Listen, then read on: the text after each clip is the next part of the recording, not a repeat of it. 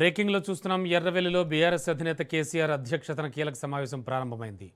Party సంస్థాగత బలోపేతంపై దృష్టి సారించిన ఈ భేటీలో సభ్యత్వ నమోదు, పార్టీ నిర్మాణం, ఇన్ఛార్జీల నియామకం వంటి కీలక అంశాలపై విస్తృత చర్చ జరగనుంది. ఈ సమావేశానికి బీఆర్ఎస్ వర్కింగ్ ప్రెసిడెంట్ కేటీఆర్ సహా హరీష్ రావు, సబితా ఇంద్రారెడ్డి, తలసాని శ్రీనివాస్ యాదవ్, మధుసూదనాచారి, ఎల్ రమణ, పోచంపల్లి శ్రీనివాసరెడ్డి సహా పలువురు ముఖ్య నేతలు హాజరయ్యారు. అదేవిధంగా పార్టీ ప్రధాన కార్యదర్శులు, మాజీ ఎంపీలు, ఎమ్మెల్యేలు, అలాగే ఎమ్మెల్సీలు, రిటైర్డ్ ఐపీఎస్ అధికారులు కూడా పాల్గొన్నారు. పార్టీ భవిష్యత్ వ్యూహాలు బలోపేతం దిశగా తీసుకోవాల్సిన చర్యలపై సమావేశంలో కీలక నిర్ణయాలు వెలువడే అవకాశం ఉంది.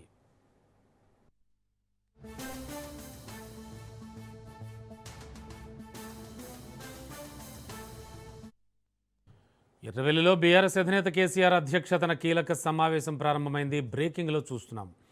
ఇదే అంశానికి సంబంధించి లేటెస్ట్ ఇన్ఫో అందించడానికి మా కరెస్పాండెంట్ సైదులు సిద్ధంగా ఉన్నారు. సైదులు, అంటే ఇది చాలా కీలకమైన సమావేశం అంటున్నారు.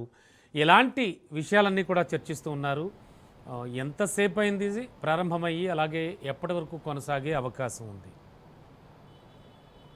ఎస్ రమణ, చాలా కీలకమైన సమావేశమే అనుకోవచ్చు. ఎందుకంటే పార్టీ బలోపేతం దిశగా బీఆర్ఎస్ అడుగులు వేస్తుంది. దానికి సంబంధించి ఈరోజు ఎర్రవల్లి వ్యవసాయ క్షేత్రంలో కేసీఆర్ అధ్యక్షతన మధ్యాహ్నం 2 గంటలకు ఈ సమావేశం ప్రారంభమైంది.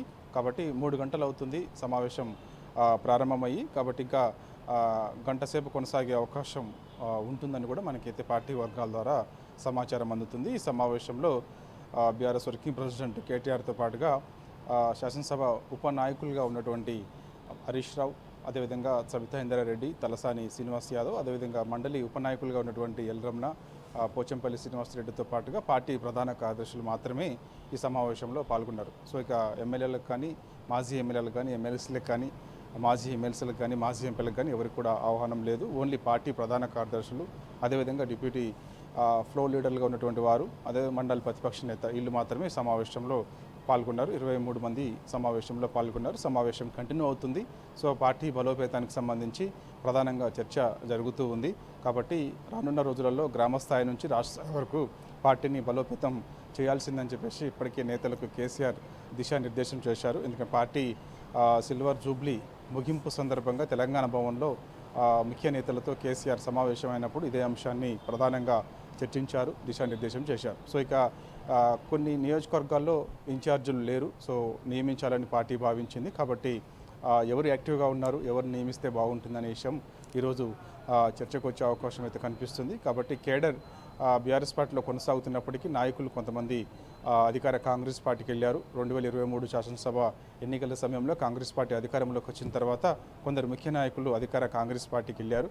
సో అక్కడ వెళ్ళిన చోట సో కేడర్ కొంత గందరగోళమైనటువంటి పరిస్థితి నెలకొంది. ఇన్ఛార్జి లేకపోవడం వల్ల తమ సమస్యలు చెప్పుకునేందుకు ఇబ్బంది తలెత్తుతుందని అనేక సార్లు పార్టీ దృష్టికి తీసుకురావడం జరిగింది. కాబట్టి ఇవన్నీ గమనించినటువంటి పార్టీ సో ఇప్పుడు ఎక్కడైతే ఇన్ఛార్జీలు లేరో అక్కడ ఇన్ఛార్జీలు నియమించాలని కూడా పార్టీ ఒక నిర్ణయానికి వచ్చింది. కాబట్టి దానిపైన ప్రధానంగా చర్చ జరిగే అవకాశం అయితే కనిపిస్తుంది. అది కూడా ఇన్ఛార్జీల నియామకానికి సంబంధించి కూడా ఈ నెలలో చివరి వారంలో కూడా ప్రకటన చేసే అవకాశం అయితే కనిపిస్తుంది. ఈ ఇన్ఛార్జీలు ఎక్కడెక్కడ లేరు ఏంటి అనే విషయాన్ని ఇప్పటికే వర్కింగ్ ప్రెసిడెంట్ కేటీఆర్ లిస్ట్ తీసుకొని కేసీఆర్ దగ్గరికి వెళ్ళారు. సో అవి చూసిన తర్వాత ఎవరిని నియమించాలి ఏంటి, ఒకవేళ ఆ వ్యక్తిని నియమించినప్పుడు ఇతర వ్యక్తుల సహకారం ఏ విధంగా ఉండాలి, సో అతనిపైన అనేది విషయంపైన ప్రధానంగా చర్చ జరుగుతుంది. కాబట్టి పార్టీ తీసుకున్నటువంటి నిర్ణయానికి అందరు కట్టుబడి పనిచేయాలి. రానున్న రోజులలో బీఆర్ఎస్ పార్టీని అధికారంలోకి తీసుకురావాలి.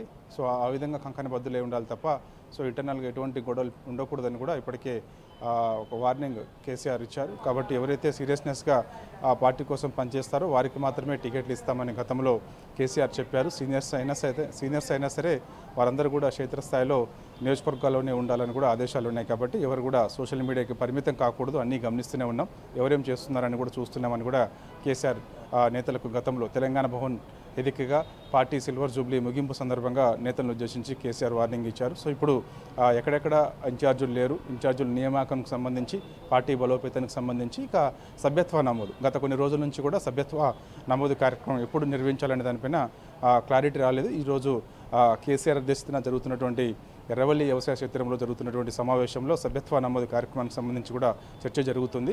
కాబట్టి సభ్యత్వ నమోదు తేదీ ఈరోజు ప్రకటన చేసే అవకాశం అయితే ఉంది. సో ఇదే విషయాన్ని వర్కింగ్ ప్రెసిడెంట్ కేటీఆర్ అధికారిక ప్రకటన చేసే అవకాశం అయితే కనిపిస్తుంది. ప్రస్తుతం ఎర్రవల్లి వ్యవసాయ క్షేత్రంలోనే ఈ మీటింగ్ కొనసాగుతుంది కాబట్టి సో మరుసటి రోజు అంటే రేపు కానీ ఎల్లుండి కానీ తెలంగాణ భవన్లో BRS working president KTR media సమావేశం నిర్వహించిన తర్వాత కేసీఆర్ అధ్యక్షతన ఎర్రవల్లి వ్యవసాయ క్షేత్రంలో ఏమేమి అంశాలపై చర్చ జరిగింది, ఎటువంటి నిర్ణయాలు తీసుకున్నాం అనే విషయాలు అధికారిక ప్రకటన కేటీఆర్ రేపు కానీ ఎల్లుండి కానీ చేసే అవకాశం అయితే ఉంది. ఎందుకంటే మీడియాకు అక్కడ ఎలో లేదు కాబట్టి సో అందుకు ఆయన రేపు తెలంగాణ భవన్కి వచ్చిన తర్వాత చేసే అవకాశం అయితే ఉంది. సో ప్రధానంగా పార్టీ బలోపేతం, నూతన కమిటీలు, అదేవిధంగా ఇన్ఛార్జీల నియామకానికి సంబంధించి చర్చ జరుగుతుంది. సో ఈ చర్చ దాదాపుగా 3 గంటలకు పైగా అయింది రమణ, కొనసాగుతూనే ఉంది.